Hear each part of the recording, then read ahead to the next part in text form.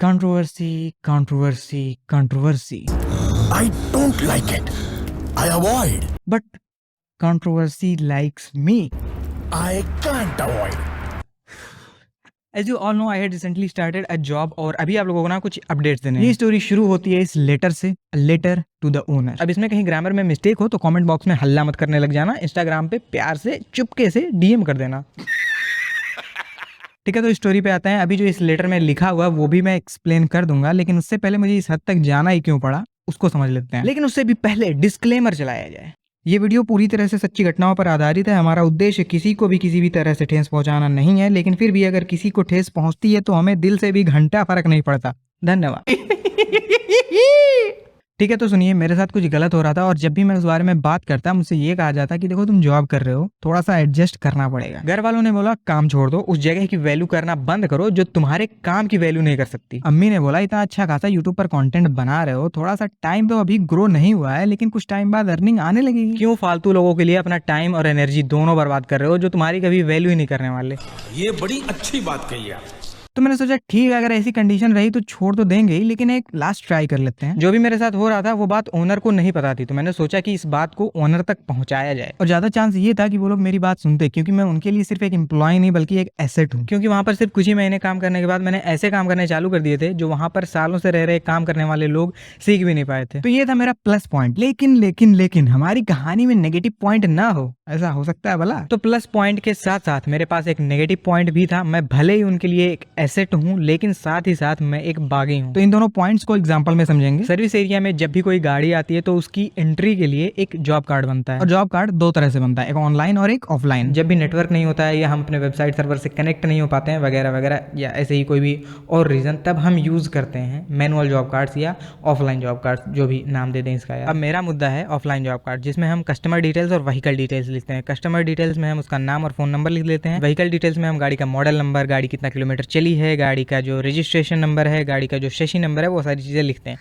गाड़ी का शेसी नंबर क्या होता है? वही जिसे हम चेचिस कह के बुलाते हैं। अब मुझे नहीं पता उसे चेचिस क्यों बोलते हैं, लेकिन मुद्दा ये नहीं है। मुद्दा ये है कि हमारा जो जॉब कार्ड है, मैनुअल जॉब कार्ड, वो रेडी हो चुका है। अब हम उस पर कस्टमर का सिग्नेचर लेंगे। अच्छा, ऑनलाइन जॉब कार्ड पे सिग्नेचर करवाने में कोई दिक्कत नहीं होती है, लेकिन दिक्कत तब आती है जब जॉब कार्ड होता है मैनुअल। अब मैनुअल जॉब कार्ड पर भी ऐसा नहीं होता है कि हमेशा प्रॉब्लम ही आती है। ज़्यादातर जो कस्टमर्स होते हैं वो सिग्नेचर कर देते हैं, लेकिन कुछ कस्टमर्स ऐसे होते हैं जो सिग्नेचर भले ही कर दें, लेकिन उनके दिमाग में ना एक ट्रस्ट इशू जनरेट हो जाता है, और कुछ कस्टमर्स तो डिनाई भी कर देते हैं कि भैया हम सिग्नेचर नहीं करेंगे।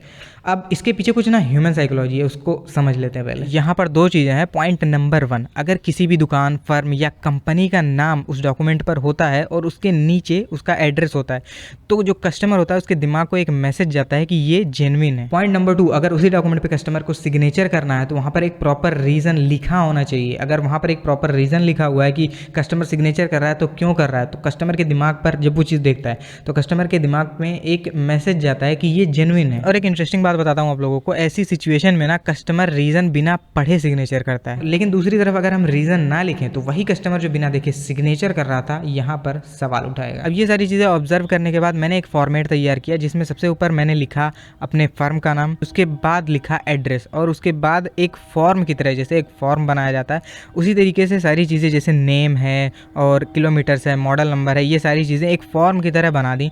फिर उसके बाद प्रॉपर रीज़न लिखा कि अगर कस्टमर यहाँ पे साइन कर रहा है तो भाई साहब क्यों साइन कर रहा है, वो एक प्रॉपर रीज़न लिखा, सुपरवाइजर का नाम लिखा, और रीज़न लिखने के बाद जहाँ पर सिग्नेचर करना है कस्टमर को, वहाँ पर एक अच्छा सा बॉक्स बनाया ताकि वहाँ पे कस्टमर सिग्नेचर कर सके। अब इसका मैंने प्रिंट आउट निकाल लिया। अब मैनुअल जॉब कार्ड्स हम बनाते नहीं हैं, हम फिल करते हैं, और ये चीज़ जो है जब कस्टमर देखता है तो उसके दिमाग को एक मैसेज जाता है कि ये जेन्युइन है। स्टोरी में अभी तक सब कुछ सही चल रहा है, यानी कि प्लस पॉइंट एक अच्छा टैलेंटेड एम्प्लॉय, लेकिन लेकिन लेकिन नेगेटिव पॉइंट भी इंतजार कर रहा है। अब इसके कुछ ही टाइम बाद ये होता है। एसपी हीरो में काम कर रहे हैं ऑलमोस्ट एवरी इंडिविजुअल को एक एफिडेविट साइन करने के लिए दिया गया।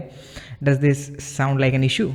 अभी तक तो नहीं, लेकिन this was not the problem. The problem was that कि वो एफिडेविट ब्लैंक था। सही सुना आपने, एक ब्लैंक एफिडेविट जिस पर एक सिंगल रीजन भी नहीं लिखा हुआ था कि आखिर हमको उस पर साइन क्यों करना है। और हैरानी की बात यह है कि सबने सिग्नेचर कर भी दिया। वो अलग बात है कि सबके दिमाग में कुछ ना कुछ ट्रस्ट इश्यूज आए, लेकिन एट द एंड सबने सिग्नेचर कर दिया मेरे अलावा। अब बताओ क्या ये सही लग रहा है? सही का छोड़, मुझे ये लीगल भी नहीं लग रहा है। ये प्रॉब्लम मैंने कस्टमर्स के लिए तो फिक्स कर दी, पर हमारे लिए ये प्रॉब्लम कौन फिक्स करेगा? And the answer is no one will gonna fix it for you. मुझे बारी बारी से सबके पास लेके जाया गया, वर्कशॉप के मैनेजर, शोरूम के मैनेजर, एचआर, और हर बार की तरह मेरा एक ही जवाब था, वो भी बड़े प्यार से, मैं ब्लैंक पेपर पे सिग्नेचर नहीं करूंगा। तो फाइनली जब सबको ये बात पता चल गई कि भाई साहब ये बंदा सिग्नेचर नहीं करेगा, तो उन लोगों ने क्या किया, सीधी उंगली को टेढ़ा कर दिया। एचआर ने मेरी सैलरी रुकवा दी और ब्लैकमेल किया कि जब तक मैं सिग्नेचर नहीं कर देता मुझे सैलरी नहीं मिलेगी।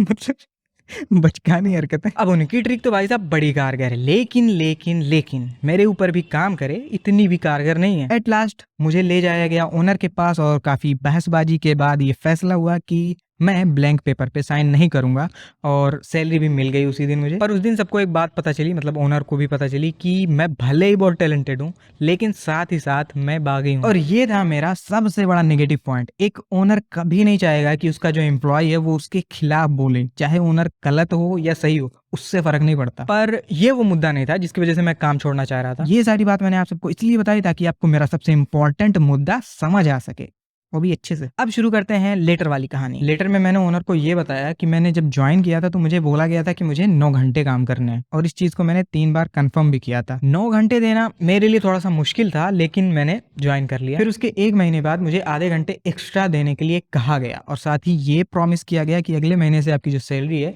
वो 1500 यानी 1500 एक्स्ट्रा मिलेगी। देखो यार, उतना ही टाइम देना मेरे लिए मुश्किल था, लेकिन थोड़ा सा एक्स्ट्रा पैसे का सोच के मैंने सोचा चलो ठीक है, एक्स्ट्रा टाइम दे ही देते हैं। तो मैंने एक्स्ट्रा टाइम देना स्टार्ट कर दिया। अगले महीने एक्स्ट्रा सैलरी के नाम पे मिला घंटा, और वापस से आधे घंटे एक्स्ट्रा टाइम बढ़ाने के लिए कहा गया। अब पता नहीं किस मुंह से उन्होंने कहा कि आधे घंटे और एक्स्ट्रा बढ़ा लो, मतलब पैसा तो दिया नहीं एक्स्ट्रा, लेकिन आधे घंटे और बढ़ाने के लिए कह दिया। मतलब इस बार क्या था, इस बार मुझे 1 घंटे एक्स्ट्रा काम करने पड़ते, पूरा एक्स्ट्रा मिला के सारा। अब गुस्सा तो बहुत आया, लेकिन क्या कर सकते हैं, कंट्रोल मैंने बड़े ही प्यार से मना कर दिया, और उन्होंने बड़े ही प्यार से धमकी दी और कहा, देखो यार, मैं नहीं चाहता कि इतना होनहार और टैलेंटेड लड़का सिर्फ आधे घंटे के लिए निकाल दिया जाए। सुन रहे हो, मतलब मेरा दिमाग पहले से खराब है, ये लोग मेरा 1500 पहले खा चुके हैं, और ऊपर से अब ये सुनने को मिल रहा है। वैसे गुस्सा तो बहुत आया, लेकिन मैंने फिर भी प्यार से बोला कि टाइम तो नहीं बढ़ा पाऊंगा सर, आगे जो भी फैसला हो। तो इस बार तो मैंने टाइम नहीं बढ़ाया, लेकिन पिछली बार जो एक्स्ट्रा आधे घंटे बढ़ाने के लिए कहा गया था उसको कंटिन्यू रखा, और आधे घंटे एक्स्ट्रा काम करता रहा। एक चीज तो मुझे पता चल गई थी यार कि इन लोगों को ना एम्प्लॉयज की जरूरत नहीं है, इन लोगों को जरूरत है गुलामों की, और गुलामी तो हम खुद की भी ना करें। खैर, आगे की कहानी सुनो। अगले महीने सैलरी वापस से वही मिली, और कुछ ही दिन बाद वापस से टाइम बढ़ाने के लिए कहा गया, और इस बार टाइम आधे घंटे नहीं बढ़ाने थे, 1 घंटा बढ़ाना था। मतलब आधा घंटा मैं एक्स्ट्रा काम कर ही रहा था, जिसकी मुझे कोई भी एक्स्ट्रा सैलरी नहीं मिल रही थी, और उसमें मैं 1 घंटा और एक्स्ट्रा बढ़ा लूं, नहीं मतलब गोद ले लो मुझे, दिन रात वही काम करता रहूं मैं। मस्त प्लान है। फिलहाल गुस्सा काबू करना इतना भी मुश्किल काम नहीं है मेरे लिए, लेकिन इस कंडीशन में वहां पर रुके रहना और काम करना मेरे लिए ना थोड़ा सा मुश्किल था, और थोड़ा मतलब सही नहीं लग रहा था मुझे। मैंने टाइम के लिए वापस से मना किया, और आधे घंटे फिर भी एक्स्ट्रा काम करता रहा, जो पहली बार बोला गया था। मुझे लगा यार इस बार भी कुछ नहीं होगा, लेकिन सबर करो, रुको जरा, एक दिन मैं क्या देखता हूँ, रजिस्टर में खलील भाई के नाम के सामने डेली एब्सेंट लग रहा है। क्या बात है भाई साहब, ये समस्या है। ये वो मोमेंट था ना कि जब मैंने डिसाइड कर लिया कि भाई साहब अब इससे ज्यादा ना बर्दाश्त नहीं होने वाला, ये बदतमीजी की ना एकदम लिमिट पार हो गई।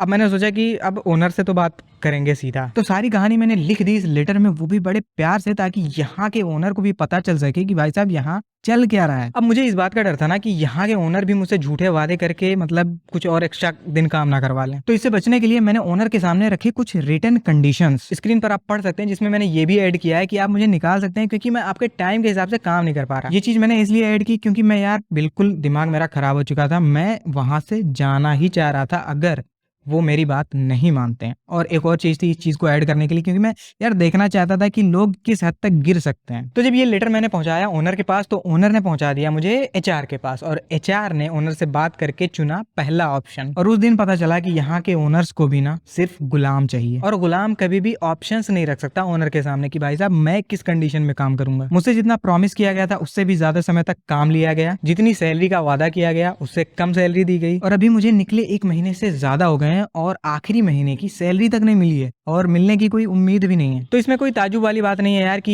ये लोग मेरा ये भी पैसा खा जाएंगे। हर महीने इन लोगों ने मेरा 1500 तो वैसे ही खा लिया है। खैर यही अपडेट देना था आप लोगों को, और बातें करके अच्छा लगा तो वापस आइएगा, यही मिलूंगा इसी चैनल पर। आपका भाई नाम है खलील। कौन कॉल कर रहा है? मैसेज आया, get 1 GB extra for today. अरे जल्दी खोलो यार, 1 GB एक्स्ट्रा मिल रहा है।